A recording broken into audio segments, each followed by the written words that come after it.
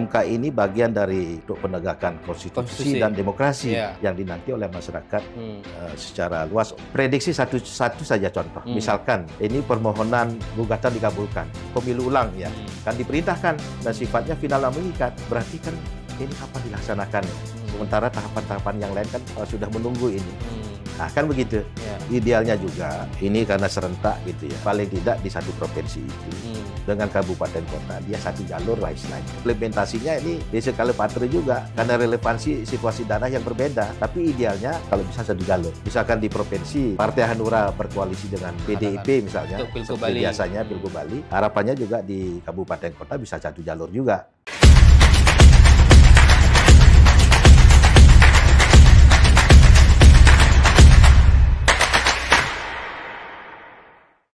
Kembali lagi di channel YouTube Hanura Bali Official dan juga kolaborasi dengan YouTube Bali 1. Kita akan kembali ngobrol-ngobrol dengan kader dan pengurus dari Hanura. Saat ini sudah ada bersama kami Bapak Gede Wirajaya Wisnu, Sekretaris DPD Partai Hanura Provinsi Bali dan juga sekaligus anggota DPRD Provinsi Bali dari Partai Hanura. Om Swastiastu, Pak De. Om Swastiastu, Pak ya. Ya lama kita nggak jumpa, Pak De. Iya. Ini mudah-mudahan juga habis pemilu ini ada hal-hal yang bisa kita banyak diskusikan, Pak De, untuk Bali. Tapi ini kayaknya besok ini akan menjadi hari-hari, jam-jam, detik-detik yang menegangkan bagi tiga pasangan capres-cawapres, timnya dan juga pendukungnya. Putusan MK besok soal sengketa pemilu, khususnya sengketa Pilpres. Nah ini dari sidang-sidang yang sudah berjalan, kemudian juga dari permohonan yang diajukan oleh kubu 01, kubu Ame dan kubu 03 Ganjar Mahfud, ditepis juga oleh tim hukumnya kubu 02. Bagaimana Pak De kira-kira memprediksi putusan MK ini besok? Apakah akan ada kejutan sebagaimana dulu MK ketika putusan soal gugatan usia capres-cawapres? Awalnya kan MK menolak sekian banyak gugatan yang masuk, kemudian tapi di siang jelang sore ada gugatan yang nomor 90 itu yang rame itu dikabulkan. Usianya turun menjadi 35. Apakah ini juga nanti akan ada drama lagi di MK dalam konteks gugatan Pilpres ini, sengketa hasil pemilu Pilpres? Baik, terima kasih. Jadi besok hari Senin, tanggal 22 April 2024 ya. Tentu masyarakat sangat menunggu sekali, khususnya kalangan politik ya. Karena Mahkamah Konstitusi besok akan mengumumkan hasil perkara PHPU, perselisihan hasil pemilihan umum kan begitu ya. Jadi ini keputusan ini yang akan diumumkan oleh MK ini tentu ke depan akan mempengaruhi konstelasi politik nasional ya. Karena tahapan politik ini tahun 2024 ini merupakan tahun politik yang begitu intens ya, sampai pelaksanaan pilkada di bulan November kan begitu. Nah ini akan sangat dipengaruhi oleh peristiwa krusial, sekali lagi saya sampaikan adalah putusan MK besok ini kan begitu ya. Kalau hal ini ya yang sudah berlangsung berapa lama persidangan yang banyak juga disampaikan secara live, dikomentari di beberapa channel YouTube, kemudian ini menjadi sebuah, di sisi lain menjadi sebuah pendidikan politik bagi masyarakat Indonesia, warga Indonesia ya, dan juga pendidikan sekaligus pendidikan hukum ya. Ini cukup menarik Pak Yan, karena ada beberapa hal yang sebelumnya dalam persidangan periode sebelumnya di MK, hal PHPU yang tidak begitu mewarnai dinamika yang luar biasa dari perspektif hukum dan politik kan gitu ya. Katakanlah ada banyaknya yang disebut amicus curiae gitu ya, sahabat pengadilan. Kemudian beberapa kalangan memandang ini bukan ansih dia persidangan hukum positif dengan berbagai dalil yang disampaikan dalam persidangan, tapi ada juga dalam hal filosofi, antropologi masuk dalam suatu penafsiran hukum kan gitu. Karena kita bicara bukan hanya ini, MK ini bagian dari untuk penegakan konstitusi dan demokrasi yang dinanti oleh masyarakat secara luas, masyarakat Indonesia. Jadi dari pasca Pilpres khususnya ya. Dan juga pihak ada juga sengketa dari partai politik yang juga bersidang. Tapi yang menarik ini yang khusus untuk Pilpres. Yang paling menyita perhatian publik adalah sengketa Pilpresnya kan. Jadi pasangan 01 dan 03 sebagai penggugat, ya. Kemudian yang pasangan 02 sebagai tergugat. Ya, ada beberapa yang disampaikan gugatan, yaitu misalkan diskualifikasi daripada pasangan 02 khusus cawapresnya ya, atau yang 3 khusus cawapres yang pasangan gugatan dari 01, yang 03 diskualifikasi bahkan pasangan 02 kan begitu. Dan ada meminta pemilu ulang, Nah, kemudian juga ada hal-hal yang banyak dibahas tentang Sirekap, pelaksanaan penggunaan Sirekap, sistem rekapitulasi yang dari KPU yang sebenarnya memang faktanya ada masalah gitu. Ada masalah dan lain-lain. Jadi intinya nanti kita masyarakat Indonesia dan kita semua tentu masih menantikan ini hasil yang besok ya. Jadi asumsi-asumsi itu bagaimana para hakim ini yang kan sudah melakukan rapat pemusyawaratan hakim yang dengan segala pertimbangan dari beberapa aspek yang biasa diumumkan kan gitu. Kalau seandainya banyak juga yang memprediksi bahwa misalkan ini akan ditolak misalkan, tapi dengan catatan untuk untuk pemilu ke depan agar pemilu lebih baik. Ya, mungkin Pak Ade bisa memberikan simulasi kira-kira prediksi putusan-putusannya, prediksinya 1, 2, 3 misalnya dengan kondisi dan implikasinya ini seperti apa, simulasi prediksi putusannya. Ya, prediksi satu saja contoh. Misalkan ini permohonan gugatan dikabulkan. Untuk pemilu ulang apa diskualifikasi? Pemilu ulang ya. Akan diperintahkan dan sifatnya final dan mengikat.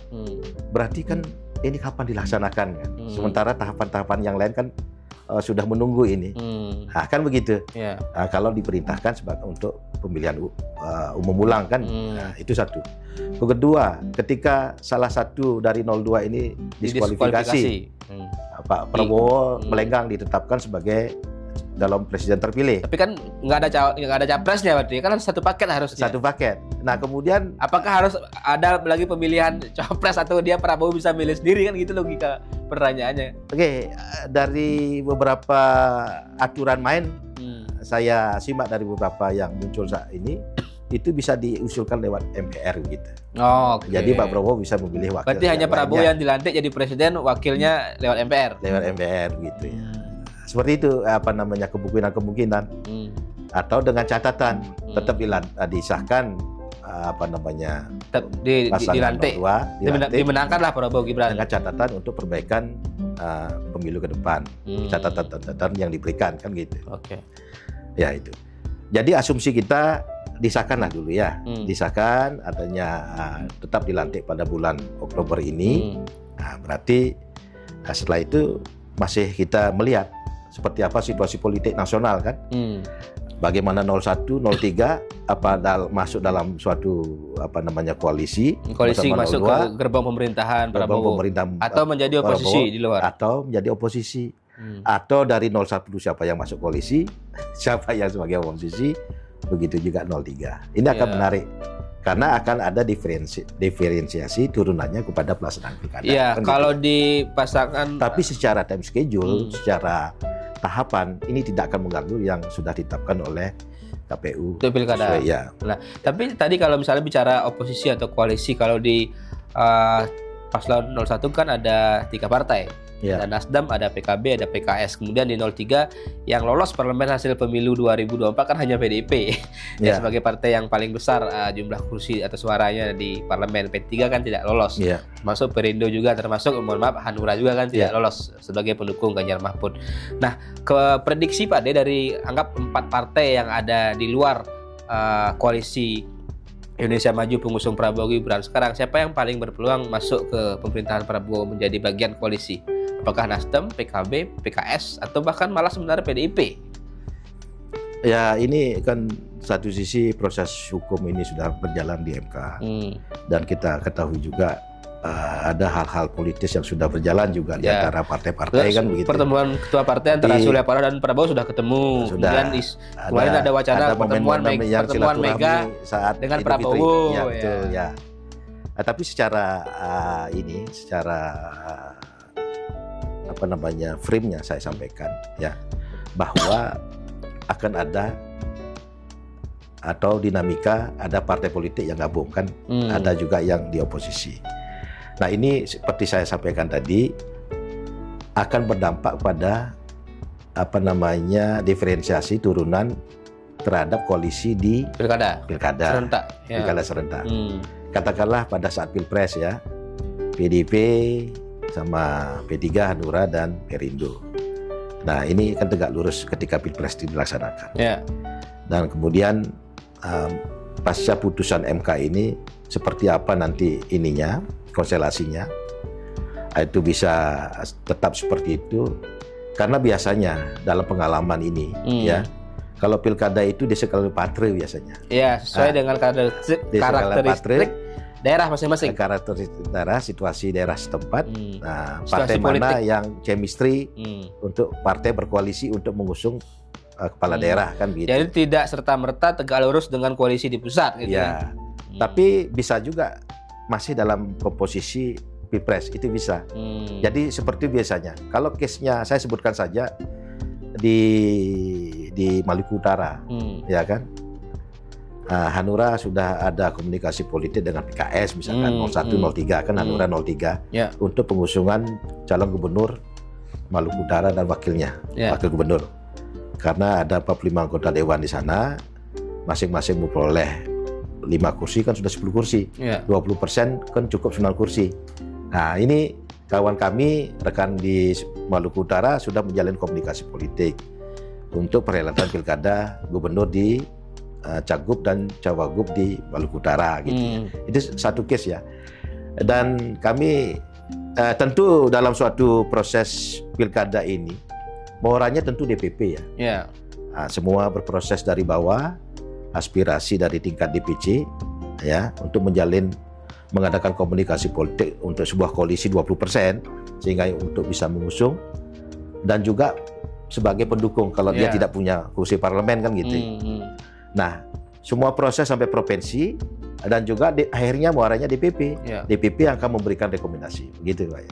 Ya, itu menarik sebenarnya kalau kita melihat konstelasi di pilkada serentak nanti, karena ini kan pilkada serentak pertama di Indonesia, di seluruh wilayah Indonesia, baik provinsi maupun kabupaten kota. Ini kan di 2024 ini kan pertama kali gitu. Bagaimana kira-kira tadi sebenarnya dari perspektif partai politik kompleksitas tadi untuk meracik atau meramu koalisi gitu, misalnya saya nggak membayangkan misalnya kalau di provinsinya partai A dengan B berkoalisi, kemudian di kabupaten kotanya malah mereka musuhan. Nah ini kan karena kampanyenya barengan gitu, misalnya antara mengkampanyekan gubernur dengan mengkampanyekan bupati atau wali kota. Ini kan mungkin ada semacam pakai atau sedikit ruang gerak yang agak nggak nyaman di parpol nanti. Apakah akan ada seperti itu dalam konteks misalnya nanti kampanye atau juga strategi komunikasi politik? Ya betul. Maka dari itu idealnya ini kita masih menunggu sinyal dari pusat. Pusat tentu masih menunggu nih keputusan daripada MK kan gitu. Sebagaimana konstelasi politiknya kan, koalisinya, kemudian hasil dari keputusan MK itu sendiri. Kalau misalkan diperintahkan ulang kan ini dari tahapan ini mengkaburan juga ini. Ya kan misalkan bulan berapa diperintahkan oleh MK. Nah, jadi konsentrasinya kalau misalnya ada pemilu ulang, konsentrasinya kan pasti ke pemilu, bergeser bukan dulu ke pilkada. ke pemilu ya. Jadi asumsi kita kan dilanjutkan ini penetapannya kan gitu. Jadi tahapan tidak mengganggu tahapan. Kemudian begini ya, saya jawab tadi Pak Yan, bahwa idealnya juga ini karena serentak gitu ya, paling tidak di satu provinsi itu dengan kabupaten kota dia satu jalur lah istilahnya. Ya kan, kalau di walaupun dalam implementasinya ini di skala patre juga karena relevansi situasi daerah yang berbeda, tapi idealnya kalau bisa satu jalur. Misalkan di provinsi Partai Hanura berkoalisi dengan PDIP lah, PDIP misalnya, untuk Pilgub seperti Bali. biasanya Pilgub Bali, untuk gubernur. harapannya juga di kabupaten kota bisa satu jalur juga. Nah, sehingga karena ini dalam satu serentak, jadi dalam satu masyarakat hadir dalam suatu pilkada itu, yang satu disuguhi untuk pilgubnya, yang satu disuguhi untuk bupati atau wali kota kan gitu ya. Nah ini kami di Hanura masih berproses sembari menunggu dinamika politik di pusat gitu. Jadi karena kembali lagi rekomendasi dari pusat dan arahan dari sinyal dari DPP kan. Tapi kalau misalnya tadi harapan dari Hanura untuk Bali, pilkada serentak di Bali di satu provinsi, pemilihan gubernur Bali dan wakil gubernur Bali, dan di 9 kabupaten kota pemilihan bupati, wakil bupati, dan wali kota dan wakil wali kota. Harapan Hanura sendiri apakah misalnya aspirasi ada agar tegak lurus, ataulah misalnya katakan Hanura sudah mengunci misalnya koalisi dengan PDIP, berarti tegak lurus semua calon PDIP juga yang diusung atau didukung oleh Hanura? Ya, kami provinsi sudah bicara dengan DPC ya, secara aktif untuk menjalin komunikasi lah politik dulu ya, sembari menunggu ini apa sinyal-sinyal dari DPP. Dan kemudian kita akan duduk bersama seperti apa, karena seperti yang saya sampaikan tadi, idealnya itu satu jalur gitu loh. Tapi karena nanti bagaimana dinamikanya kita lihatlah. Tapi sementara ini kawan-kawan di kabupaten, di DPC sudah kami berikan keleluasaan untuk melakukan komunikasi politik dengan partai-partai sehingga bisa mengusung, mendukung pada siapa gitu. Oke, kalau untuk di Pilgub Bali, untuk calon gubernur Bali, Hanura masih tetap akan mendukung Pak Koster untuk 2 periode? Ada sejauh ini sudah ada keputusan resmi atau baru ada aspirasi, itu seperti apa? Ya, kalau di Provinsi Bali kami kan dari awal sudah berkoalisi ya. Kalau periode sebelumnya kita malah satu jalur lah ya. Untuk provinsi, kabupaten, kota juga kita dengan PDIP artinya menjalin koalisi untuk pemenangan di Pilgub dan wali kota gitu. Dan kalau di provinsi dari komunikasi politik dari Pak Ketua DPD dengan Pak Koster, sepertinya kita tetap untuk mengusung calon dari PDIP dalam hal ini Pak Koster. Apa pertimbangannya dari Hanura untuk tetap ke Pak Koster? Ya chemistry lah, chemistry kita kan sudah lama terbangun. Jadi termasuk mungkin juga keberhasilan pembangunan selama ini. Keberhasilan pembangunan yang terutama beliau bagaimana adat budaya, adat istiadat budaya Bali, pelestarian adat budaya Bali yang ditempatkan di garis depan untuk kita budaya Bali ini ajak gitu. Oke. Nah, tadi kembali mungkin sedikit kita flashback kembali ke soal konstelasi politik nasional tadi, karena akan berpengaruh kepada konstelasi politik di pilkada. Nah ini kita asumsikan tadi nanti bahwa pemenang pilpresnya ini adalah Pak Prabowo Gibran yang diusung oleh Koalisi Indonesia Maju. Nah, sedangkan fakta hasil pilpres kemarin di Bali kan Ganjar Mahfud ini kalah, walaupun Bali ini disebut sebagai kandangnya PDIP, kandangnya Banteng, tapi kan di Bali juga bisa tanda kutip digembosi gitu. Nah, apakah tidak juga ada kekhawatiran nanti dalam konteks pilkada efek pilpres kemarin ini masih ada kaitannya nanti atau akan berpengaruh nanti kepada konstelasi di pilkada, sehingga apakah tidak ada kekhawatiran calon-calon dari PDIP misalnya juga berpotensi mengalami situasi yang sama seperti pilpres kemarin begitu? Ya, situasi seperti itu kalaupun ada, tapi saya yakini karakteristik dari pilpres dengan pilkada ini bisa berbeda gitu. Karena tadi ada desikalipator lah istilah kalau kita di Bali ya, gitu ya. Itu kami yakini sekali. Jadi itu masih ada, tetap kami yakin khususnya untuk di Bali ini. Jadi tidak serta-merta pilpres akan ekivalen dengan pilkada. Oke. Nah, kalau bicara kondisi di Hanura sendiri, mungkin sedikit diupdate juga pasca Pileg kemarin, termasuk nanti juga kesiapan Hanura lebih detail lah, misalnya nanti di pilkada apakah ada nama-nama misalnya yang didorong atau seperti apa di internal Hanura juga menyikapi hasil Pileg ini, dan juga persiapan untuk di pilkada nanti nama-nama gitu, misalnya apakah misalnya mendukung saja nama, kalaupun misalnya dengan PDIP, atau mungkin ada masukan-masukan yang diberikan. Ya, dalam proses pilkada ini kami tentu menyiapkan kader juga ya untuk bisa ikut dalam konstelasi pilkada, ikut secara garis besar. Biasa dalam pilkada ini kan banyak bermunculan tokoh-tokoh ataupun yang dimunculkan di media dan sebagainya. Ya, termasuk aspirasi dari bawah gitu. Aspirasi bawah yang di luar partai. Tapi sejatinya begini, Pak Yan, sesuai aturan itu. Siapa yang bisa mengusung calon kepala daerah Cakada ini, dan yang pasti kita lihat adalah partai. Ya. Gabungan partai politik, koalisi. Untuk 20%-nya kan begitu. Nah, tokoh-tokoh yang di partai politik, khasnya kita melihat jauh lebih ada peluang. Ya. Kan biasa tokoh independen. Ya di luar partai lah katakan. Ya. Kan sekarang biasa kalau setiap kali ada perhelatan pilkada, bukan hanya ada tokoh dari partai politik, tapi juga di luar, ya kan gitu. Tapi yang kami yakini tentu yang punya peluang yang sesuai dengan aturan adalah yang di partai politik. Artinya, tidak menutup kemungkinan calon di luar partai politik sebagai independen. Oke. Kan ada ruang itu secara undang-undang. Calon independen maksudnya. Calon independen. Jadi agak sulit itu. Oh, calon independen sulit. Untuk syaratnya. Berapa ribu KTP yang harus disampaikan, disetor gitu. Dan verifikasinya tidak mudah. Yang lebih mudah kalaupun ada tokoh-tokoh yang dianggap mumpuni dan bisa memajukan Bali atau kabupaten kota di Bali ini, dia harus masuk di partai politik atau mengajukan pendaftaran di partai politik. Harus didukung dan diusung partai politik. Iya. Jadi bagaimana mungkin penegasan saja dan juga kos politik kan besar ya. Bagaimana dari penegasan mungkin Pak De melihat peluang munculnya calon dari independen atau non parpol di pemilu 2024 ini, di pilkada ini, baik di pilgub maupun di bupati wali kota. Peluang muncul calon independen seperti apa dan apa tadi kesulitan yang dihadapi kalau memang ada calon independen yang berani maju? Ya, pertama secara undang-undang calon independen boleh.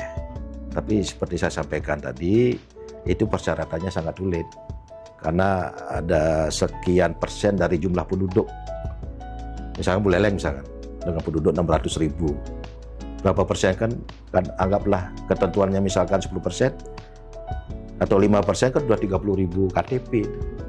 Tidak hanya saja mampu mengumpulkan KTP, juga verifikasinya. Kan agak sulit itu. Kemudian juga karena dia tidak partai politik, ini kesiapan juga dalam operasional kos politik, menyangkut pembiayaan saksi dan sebagainya. Itu yang saya lihat mesin politiknya yang berat ini, beranjak dari independen. Kecuali tokoh independen ini dipandang juga oleh partai politik. Kemudian calon independen ini masuk partai politik, mendaftar gitu, melalui proses yang ada di dalam partai itu, dan muaranya kembali saya sampaikan ada di keputusan DPP. Nah kalau saya saya lihat itu yang muncul di ini tanpa mengurangi ini kesiapan ataupun opini yang dimunculkan, tapi kan biasanya itu lebih kepada manuver gitu ya, tidak serius lah gitu. Artinya tokoh-tokoh yang mengatakan diri ingin maju mengudara gitu ya. Artinya, tapi kan secara logika kita di politik berat. Jadi apakah dengan kata lain kalau partai politik kan mestinya ada CC-nya ada, besar kecilnya sudah ada. Kalau independen belum ada CC-nya. Ya itu seperti itu, harus begini, harus menyediakan kesanggupan dalam arti mesin dalam maju perjuangan untuk pilkadanya gitu. Apakah dengan kata lain tokoh-tokoh makanya Pak Yan, kalau saya menyimak di media ya, beberapa tokoh ini dari golongan ini, background ini, saya tidak mengecilkan, tapi saya bisa memotret, menyaring, memfilter ini yang akan akhirnya. Berarti itu hanya manuver. Ya bisa dikatakan begitu. Berarti hanya manuver, mengudara gitu loh. Hanya gimmick saja. Gimmick saja. Dan setiap perhelatan pasti ada yang seperti itu. Nah, apakah juga artinya mereka yang mengklaim dirinya akan maju sebagai calon kepala daerah dari independen ini tanda kutip tadi selain manuver, gimmick, aji mumpung, atau malah ingin misalnya atau goalnya berbeda, ya, bukan di keseriusan untuk pilkadanya, goalnya beda gitu. Mungkin ingin menjadi calon boneka gitu atau bagaimana? Menawarkan diri misalnya bergending dengan calon kuat misalnya agar tidak melakukan kotak kosong, apakah bisa jadi begitu? Calon boneka ya. Ya itu kan dalam perkembangannya nanti. Berarti ada ke arah sana jadinya. Ada ke arah sana, tapi sebagian besar mungkin dikatakan manuver lah untuk mengudara, kemudian goalnya berbeda gitu. Bukan keseriusan di pilkada, cuman ada goal ini sebagai apa namanya ini goal antara lah, goal ininya aslinya berbeda gitu. Tapi dia mainkan momen politik. Kan kita bisa potret. Yang sekali lagi yang kita bisa potret siapa yang akan muncul adalah orang-orang partai atau keseriusan dari calon luar partai yang mendaftar, ya, yang mendaftar di partai politik. Karena dengan partai politik lah mesinnya sudah ada, kemudian jelas aturannya kan lebih mudah. Ya begitu. Kalau independen boleh, ya apanya sah secara undang-undang, tapi berat sekali itu. Menyiapkan mesin secara independen itu ya. Kalau pilkada dengan situasi politik saat ini yang brutal gitu kan, ya berapa gitu. Berarti kalau calon independen apakah 100 miliar cukup? Kalau ya bisa lah, ada Bayu gitu loh. Ada Bayu. Ada Bayu. Ya, ada Bayu. Ini teman-teman ya, ada Bayu. 100 miliar kalau Gede Bayu deh. Ya, tokoh-tokoh di Bali yang mau maju calon independen. Kalau Cagong janganlah. Oh, bupati wali kota 100 miliar. Ya, itu ada kans lah. Oke, ya, berarti kalau gubernur lebih mahal lagi. Ya, 2 kali lipat. Bisa 3 digit ya. Bisa 3 digit.